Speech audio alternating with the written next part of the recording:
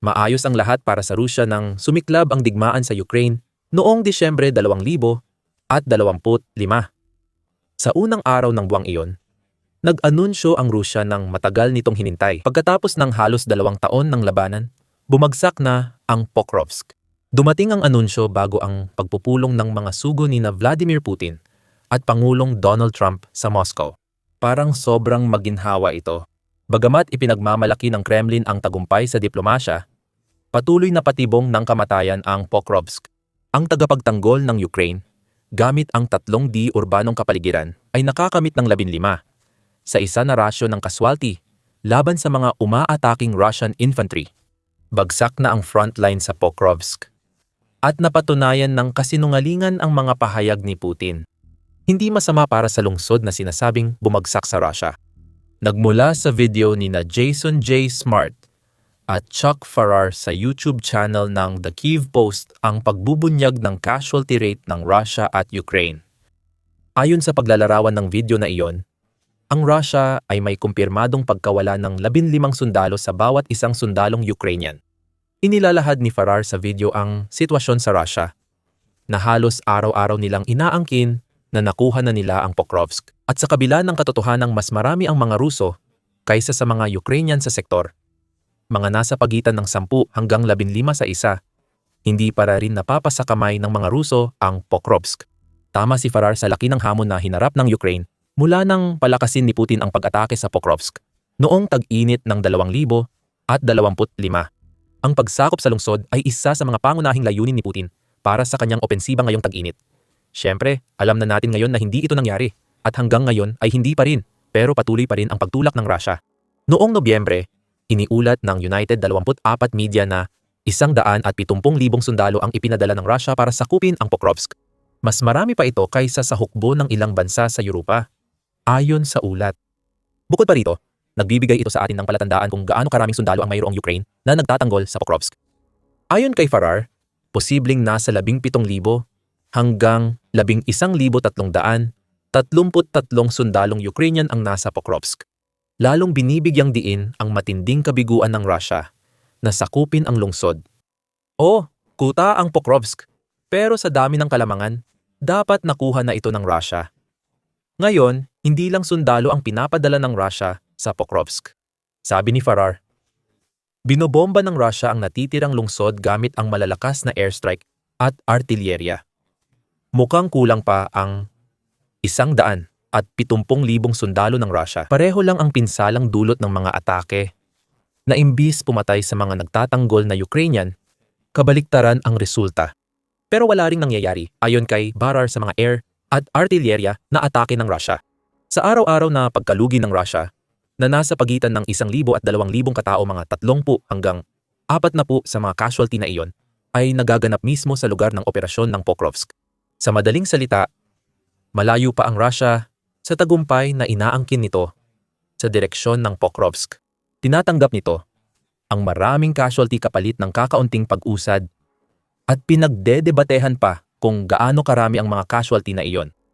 Noong Disyembre 22, iniulat ng New Voice of Ukraine ang mga pahayag na ginawa ng commander ng ika-7 Rapid Response Corps ng Air Assault Forces ng Ukraine, Yevhen Lasachuk.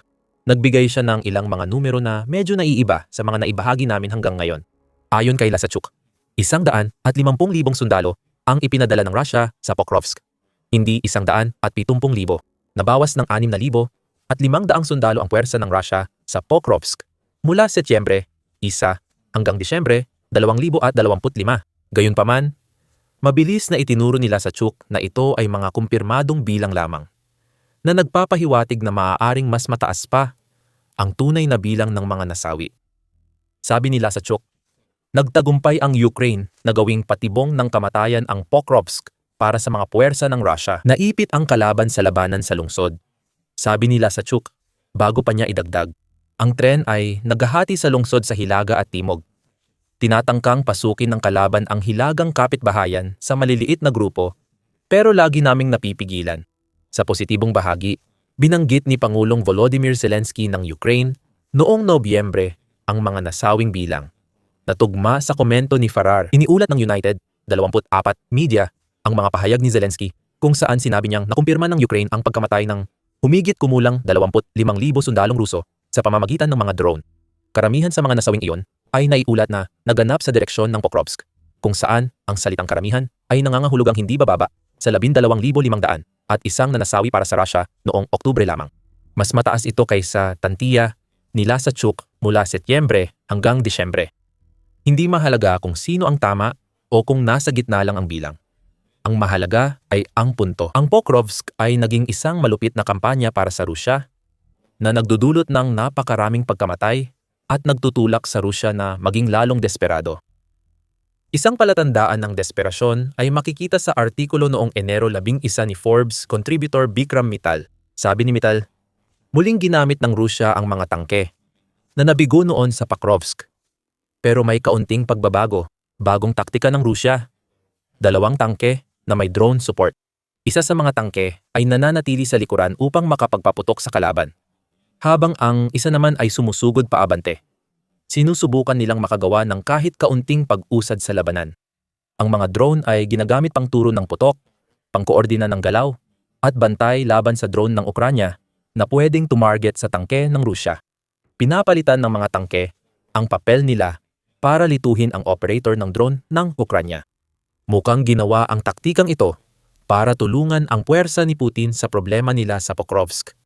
Ayon kay Mittal, mabilis na tutukoy at tinatarget ng reconnaissance drone ang malalaking galaw sa urban na lugar, kung saan marami sa mga unit ang nag-ooperate. Madaling mabara ang daloy kapag nasira ang isang tangke sa natural na bottleneck na maaring magpatigil sa pagsalakay.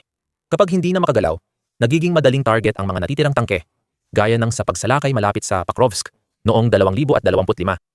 Dahil sa mga pagkalugi, napilitan ang Russia gumamit ng estratehiyang lusot sa Pokrovsk na hindi gumagana. Di pa tiyak ang bisa ng bagong estratehiya ng tangke laban sa drone ng Ukraine na kayang sirain ang armor ng Russia. Siyempre, hindi naman ibig sabihin na kapag magkahiwalay ang mga pares ng tangke ay bigla na lang silang hindi tatablan ng mga drone ng Ukraine. Gumagana ang mga drone sa labas ng abot ng tangke at malinaw na tinutukoy ng audio at visual signal ang lokasyon ng mga tangke ng Russia. Kapag naputol ang komunikasyon ng drone at tangke ng Russia dahil sa electronic warfare ng Ukraine, armor na lang ang matitira sa Russia na napatunayang kayang sirain ng Ukraine. Maaaring sinusubukan na ng Russia ang bagong taktika ng tangke na ito sa Pokrovsk. Malaki ang posibilidad na magdudulot lang ito ng mas maraming casualty, pati na rin ng pagkasira ng mas marami pang mga tangke. Dagdag pa sa 11,500 at 50 na sinasabi ng Ministry of Finance ng Ukraine na nawala na ng Russia hanggang Enero 13. Balikan natin ang usapan ni Smart at Farrar.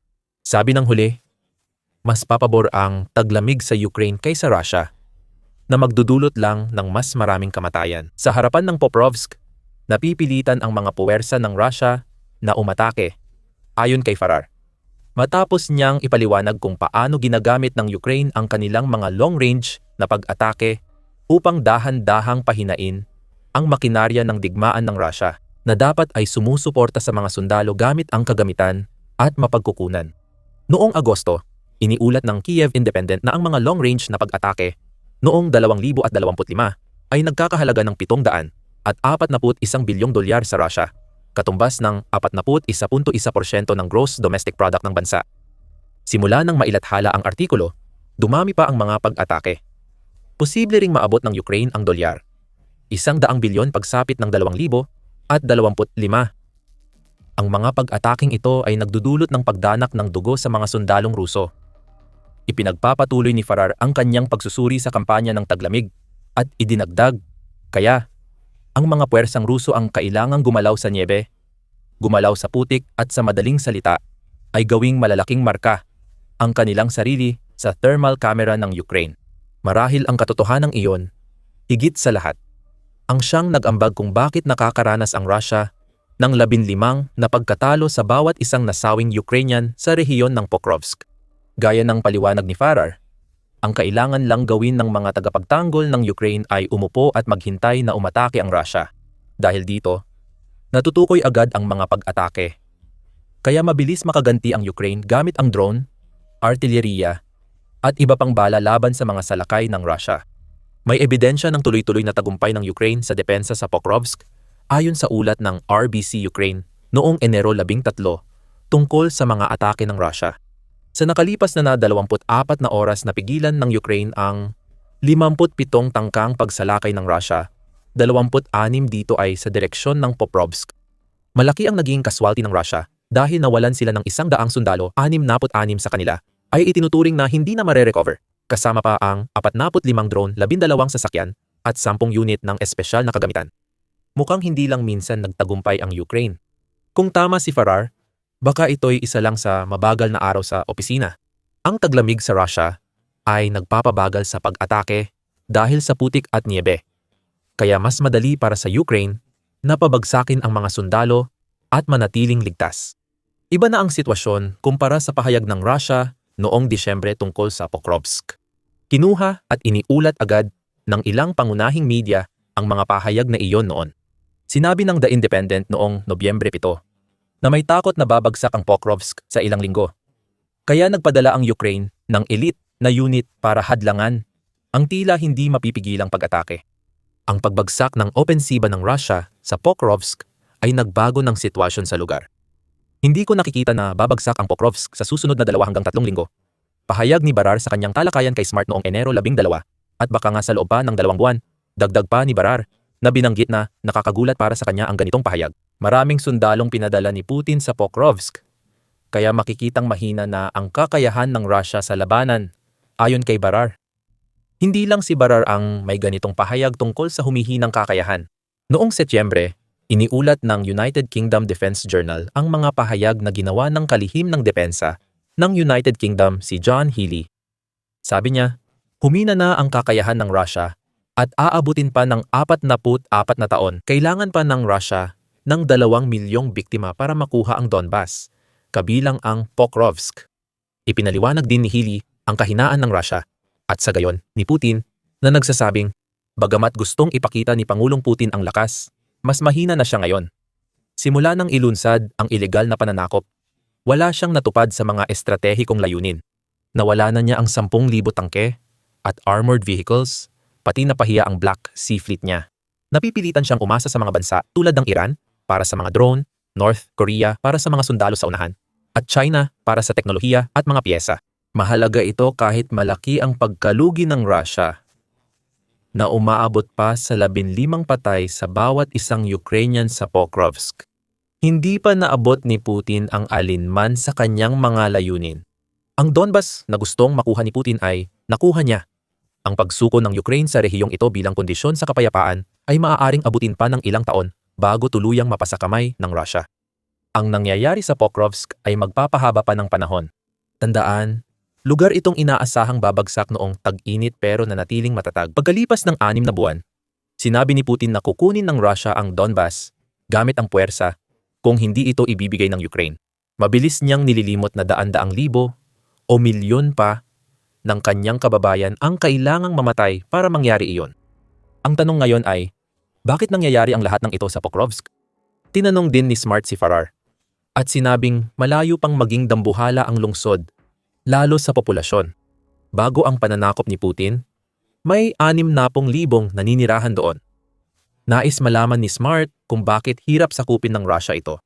Sabi ni Farrar, bihasa ang dating Soviet Union sa tradisyonal na pinagsamang armas sa digmaang lupa. Unang papasok ang armor bilang panguna, kasunod ang motor rifle troops na sakay ng infantry fighting vehicles. Kukubkubin ng tropa ang lungsod at lilipat sa iba pa. Ginagamit ni Putin ang mismong paraang ito sa Ukraine, lalo na noong mga unang taon ng digmaang siya ang nagsimula. Problema ni Putin at ng militar niya, hindi na epektibo ang mga Soviet tactics ngayon.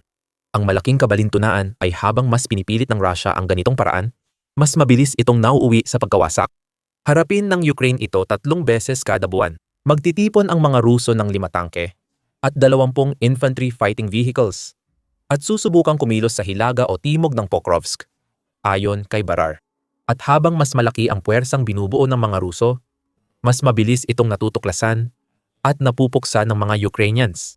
Tulad ng nabanggit namin kanina, sinusubukan ng Russia baguhin ang armor strategy dahil nakita ni Putin na hindi na epektibo ang mga Soviet tactics. Ayon kay Barar, binago ng Russia ang kanilang taktika sa pagbuo ng 15 sundalong unit na naglalakad at sumusubok makalusot sa guho ng Pokrovsk. Nagtagumpay ng kaunti ang pamamaraang ito hanggang isang punto. Noong Oktubre, iniulat ng Radio Free Europe, Radio Liberty na nakalusot ang mga sundalo ng Russia sa Pokrovsk. Kaya napilitang makipaglaban ang mga tagapagtanggol ng Ukraine na parang whack-a-mole. Paraan ng Russia para mapaalis sila ay gumawa ng maliliit na puwang sa labanan gamit ang sumisingit. Kasunod ang mas malaking puwersa at armor. Pag nakuha na ng mga sumisingit ang posisyon nila sa Pokrovsk, makikita mo na agad ang problema sa estratehiya. Maaaring magandang ideya ang pagpapadala ng maliliit na unit sa Pokrovsk sa konteksto ng palihim na pagpapasok ng mga sundalo sa depensa ng Ukraine, ngunit pagdating ng mga sundalong iyon, pumapasok sila sa isang lugar na kabisado ng Ukraine. Parang langgam sa piknik ang dating ng mga tao, ngunit matatag pa rin ang lungsod. Sabi ni Barar, ang wasak na lungsod ay kasing depensa ng tuktok ng bundok. Itinatapon ng mga Ruso ang kanilang sarili sa isang komplikado at tatlong-dimensyonal na labanan sa lungsod kung saan naitakdanan ng mga Ukraino ang magkakaugnay na mga larangan ng putukan. O sa mas simpleng salita, nagpapadala ang Russia ng mga sundalo na naglalakad at walang armor papunta sa mga patibong na inihahanda ng Ukraine para sa kanila. At napipilitan si Putin na lunukin ang panibagong dosis ng kabalintunaan dahil ang mapanirang puwersang ibinuhos ng Russia sa Pokrovsk sa napakatagal na panahon ay naging isang kalamangan para sa mga tagapagtanggol ng Ukraine. Ang Perovsk ay naging massacre na di pa nakita sa Ukraine. At tila estratehiya ng Kremlin ay ipadala ang mga sundalo roon at panoorin silang mamatay. Ganyan nagkakaroon ng 15 isa na bilang ng namamatay. Balikan natin ang ilan sa mga bilang na tinalakay natin kanina sa video. Sinabi namin na ayon sa iba't ibang sources, ang bilang ng mga sundalong ipinadala sa Pokrovsk ay nasa pagitan ng 150 at 170,000. Sa bawat 10 times 15 sundalong Ruso, isang sundalo lang ang Ukraine. Kung tama ang pinakamataas na tantiya, 170,000 sundalong Ruso ang laban sa 11,300 at 33 tagapagtanggol ng Ukraine. Ngayon, idagdag natin ang 15 sa isa na rasyo ng mga nasawi na iniulat ng Kiev Post. Kung ganoon pa rin ang rasyo, kailangan maubos ng Russia ang 170,000 sundalo para talunin ang 11,000 Ukrainians sa Pokrovsk. Ipinapalagay nito na tama ang mga numero ni Farrar. Pero kung totoo nga, ibig sabihin ay mauubos talaga ng Russia ang kanilang mga sundalo. Isang hukbo na halos kasing laki ng 184,800 at 60 aktibong puwersa ng United Kingdom para lang sakupin ang isang lungsod. Nakikita na natin na nangyayari na ang mga problemang ito sa Russia at Ukraine. Noong Enero 8, iniulat ng The New Voice of Ukraine at Ukrainian National News ang mga pahayag na ginawa ng Commander-in-Chief ng Armed Forces ng Ukraine na si Oleksandr Syrskyi. Bagamat itinuro ni Syrskyi na napakahirap pa rin ang sitwasyon sa Pokrovsk front kung saan humaharap ang mga tagapagtanggol ng Ukraine sa humigit kumulang 50 labanan araw-araw ayon sa dating ulat. Ayon sa Ukrainian National News, sinabi rin ni Syrskyi na sa kabila ng lahat ng pagsisikap ng Russia, ang hilagang bahagi ng Pokrovsk ay nananatiling pag-aari pa rin ng Ukraine. Ginagawa ng tropa ang lahat para pigilan ang kalaban at sirain ang kanilang tauhan at kagamitan. Ang hilagang bahagi ng Pokrovsk ay nasa ilalim ng ating kontrol. Pinipigilan natin ang kalaban sa Mirnarad. Nagsasagawa tayo ng aktibong depensa ayon kay Syrskyi. Ipinapakita nito kung gaano kasama ang kalagayan ng Russia. Hindi pa rin mapasok ng mga puwersa ni Putin ang natitirang bahagi ng Pokrovsk na kontrolado ng Ukraine. Sa kabila ng malubhang sitwasyon doon, bawat pagkabigo, nadaragdagan ang namamatay. Ayon sa Kiev Post, umaabot sa 15 casualty bawat isang Ukrainian. May iiwan kaming maikling pagtatapos sa kwento. Noong Marso 2024, in-interview ng Espresso TV si Oleksandr Yabchanka, commander ng Honor Company ng Da Vinci Wolves ng Ukraine. Noong panahong iyon, sinabi ni Yabchanka na mas malaki ang mobilisasyon ng mga rekurso ng Russia kaysa sa Ukraine. Kaya't nagagawa ni Putin na magpadala ng 4 na sundalo para sa bawat isang mandirigmang Ukrainian. Pero sa pagsasabi ng pahayag na iyon, may nabanggit din si Yabchanka na interesante tungkol sa paniniwala niya na kailangang makamit ng Ukraine pagdating sa rasyo ng mga nasawi para matalo ang Russia. Kung hindi tayo makapagpabagsak ng hindi bababa sa doble ng kanilang casualty, hindi bababa sa 8-1 o higit pa, mataas ang posibilidad na matalo tayo sa digmaang ito. Sabi ng commander, bago pa niyang idagdag. Gaya ng sinabi ko, 1 sa 8, Mas maganda syempre kung isa sa 15. Bakit hindi natin pangarapin iyon? Minsan, natutupad ang pangarap. Kung tama si Yabchanka at mapanatili ng Ukraine ang kasalukuyang rasyo ng nasasawi sa Pokrovsk, sino ang makapagsasabing hindi sila mananalo sa digmaan? Tiyak na sapat ang bilang ng mga sundalong nalulugi ng Russia para maging posible iyon at kakailanganin ng kanilang mga puwersa na harapin ang nakakatakot na hanay ng mga kuta na kailangan nilang pabagsakin kung nais nilang makuha ang Donbas. Baka ang 15 nasawi kapalit ng isa ay simula pa lang ng mas malalang mangyayari. Lalo pang kulang sa lakas tao ang militar ng Russia na naubusan na ng ideya, kagamitan, at sundalo. Ang punto kung saan hindi na kayang mag-recruit ng bansa ng sapat na sundalo para palitan ang mga nawawala nila. Ang digmaan ni Putin ay nagdulot ng demograpiko at militar na krisis sa Russia na pinapalala ng mga sitwasyon gaya ng sa Pokrovsk. Alamin pa ang iba sa aming video at huwag kalimutang mag-subscribe sa The Military Show para sa mga karagdagang update tungkol sa sitwasyon sa Pokrovsk. Tila sinusubukan ni Putin sirain ang militar ng Russia dahil sa kakulangan niya sa kakayahan. Salamat muli sa panonood.